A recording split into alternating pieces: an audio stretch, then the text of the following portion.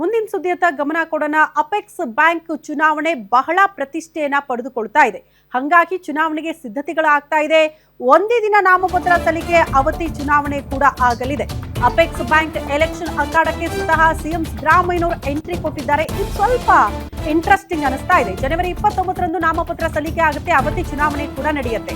ಮತದಾನ ನಡೆಯುತ್ತಾ, ಅವಿರೋಧ ಆಯ್ಕೆ ಆಗುತ್ತಾ ಅನ್ನೋದು ಕೂಡ ಪ್ರಶ್ನೆ. ಕಾರಣ ಕಾಂಗ್ರೆಸ್ನ ಸದಸ್ಯರುಗಳೇ ಅತಿ ಹೆಚ್ಚಾಗಲಿರೋದ್ರಿಂದ ಮೋಸ್ಟ್ಲಿ ಕಾಂಗ್ರೆಸ್ಗೆ ಒಲವು ಜಾಸ್ತಿ ಇದೆ ಅಂತ. ಅಪೆಕ್ಸ್ ಬ್ಯಾಂಕ್ ನೂತನ ನಿರ್ದೇಶಕರ ಜೊತೆಗೆ ಸಿಎಂ ನಿನ್ನೆ ಸಭೆ ಕೂಡ ಮಾಡಿದ್ದಾರೆ.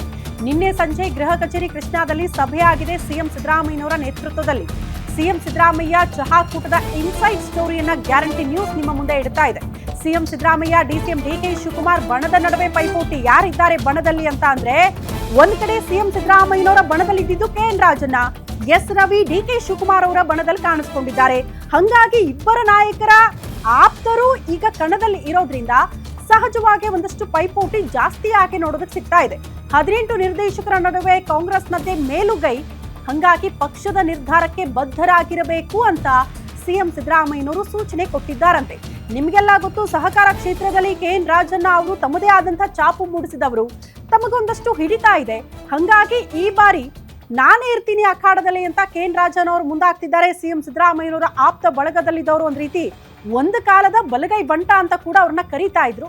ಅವ್ರ ಪರವಾಗಿ ಸಿಎಂ ಸಿದ್ದರಾಮಯ್ಯನವರು ಒಲವು ತೋರಿಸ್ತಾ ಇದ್ರಿ. ಈ ಕಡೆ ಎಸ್ ರವಿ ಪರವಾಗಿ ಡಿಕೆ ಶಿವಕುಮಾರ್ ಅವರು ಕೂಡ ಒಲವು ತೋರಿಸ್ತಿದ್ದಾರೆ. ಕಾರಣ ಅವರ ಬಣದಲ್ಲಿದ್ದವರು ಎಸ್ ರವಿ ಅವರು. ಹಂಗಾಗಿ ಇಬ್ಬರ ಮಧ್ಯೆ ಸ್ವಲ್ಪ ಪೈಪೋಟಿ ಜಾಸ್ತಿ ಆಗಿ ನೋಡೋದಕ್ಕೆ ಸಿಗ್ತಾ ಇದೆ.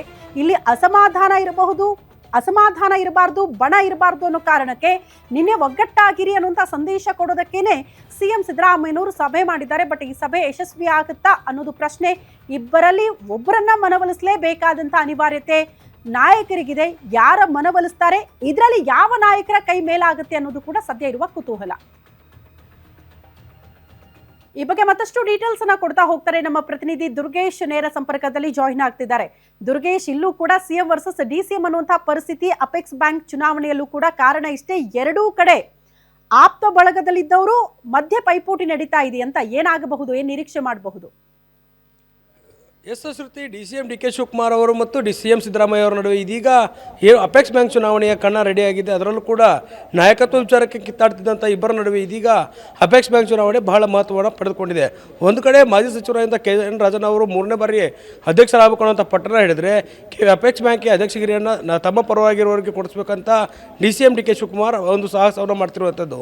ಈಗಾಗಲೇ ಕೆಲವಷ್ಟು ನಿರ್ದೇಶಕರನ್ನು ಕೂಡ ಭೇಟಿಯಾಗಿ ಎಸ್ ರವಿ ಅವರನ್ನ ಅಧ್ಯಕ್ಷರನ್ನಾಗಿ ಮಾಡಲೇಬೇಕನ್ನುವಂಥ ನಿಟ್ಟಿನಲ್ಲಿ ಈ ಒಂದು ಪ್ರಯತ್ನವನ್ನು ಮಾಡ್ತಿದ್ದಾರೆ. ಆದರೆ ನಿನ್ನೆ ಸಿಎಂ ಸಿದ್ದರಾಮಯ್ಯ ಅವರು ಈ ಒಂದು ವಿಚಾರಕ್ಕೆ ಸಂಬಂಧಪಟ್ಟಂತೆ 18 ನಿರ್ದೇಶಕರೊಂದಿಗೆ ಸಭೆಯನ್ನು ನಡೆಸಿರುವಂಥದ್ದು. ಇದರಲ್ಲಿ ಶಾಸಕರು ಮತ್ತು ಹೊಸದಾಗಿ ಆಯ್ಕೆ ಇರುವಂಥ ನಿರ್ದೇಶಕರು ಇರುವಂಥದ್ದು. ಹೀಗಾಗಿ ಪ್ರಬಲವಾಗಿ ಕಾಂಗ್ರೆಸ್ನ 15 ಸದಸ್ಯರಿರೋದ್ರಿಂದ ಅವಿರೋಧ ಆಯ್ಕೆ ಆಗುವಂತೂ ಖಚಿತ ಆಗಿದೆ. ಆದರೆ ಇದರಲ್ಲಿ ರವಿ ಅವರನ್ನು ಮಾಡಬೇಕಾ, ರಾಜನ್ ಅವರಿಗೆ ಅಧ್ಯಕ್ಷಗಿರಿ ಕೊಡಬೇಕನ್ನುವಂಥದ್ದು ಬಹಳ ಮುಖ್ಯವಾಗಿ ಚರ್ಚೆ ಆಗ್ತಿರುವಂಥದ್ದು. ಹೀಗಾಗಿ ಪಕ್ಷದ ನಿರ್ಧಾರಕ್ಕೆ ಬದ್ಧವಾಗಿರಬೇಕನ್ನುವ ನಿಟ್ಟಿನಲ್ಲಿ ಸಿಎಂ ಸಿದ್ದರಾಮಯ್ಯ ನಿರ್ಧಾರವನ್ನು ಮಾಡಿರುವಂಥದ್ದು. ಎಲ್ಲ ಕಾಂಗ್ರೆಸ್ನ ನಿರ್ದೇಶಕರಿಗೆ ಸೂಚನೆಯನ್ನು ಕೊಟ್ಟಿರುವಂಥದ್ದು. ಯಾರಿಗೆ ಕಾಂಗ್ರೆಸ್ ಪಕ್ಷ ಅವಕಾಶವನ್ನು ಮಾಡಿಕೊಡುತ್ತೆ ಅವರು ಅಧ್ಯಕ್ಷರಾಗಬೇಕು ಅನ್ನುವಂಥ ನಿಟ್ಟಿನಲ್ಲಿ ಸೂಚನೆಯನ್ನು ಕೊಟ್ಟಿರುವಂಥದ್ದು.